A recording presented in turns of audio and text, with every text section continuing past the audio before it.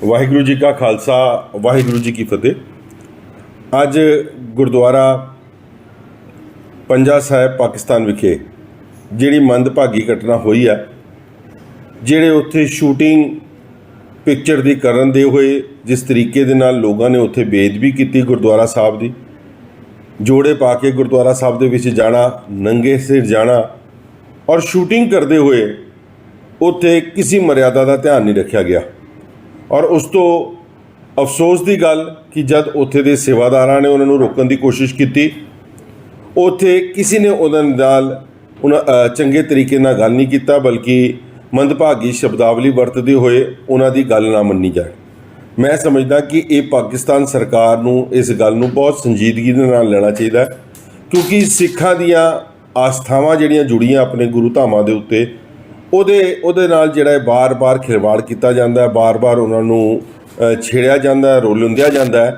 अज वाकई ही बहुत मन खराब होया, हिरदे दे विच बहुत ज़्यादा इस वक्त गल्लां आ रही हैं कि पाकिस्तान की सरकार किस तरीके दे नाल उत्थे दे सिखां दे नाल वितकरा कर रही है। अज तो कुछ समा पहले करतारपुर साहब भी इहो जी मंदभागी घटना घटी और लगातार ये जिहड़े काम उत्ते हो रहे हैं, मैं पंजाब दी पाकिस्तान की सरकार नूं और जिहड़ा पंजाब जिहड़ा पाकिस्तान दे विच है उहदे CM नूं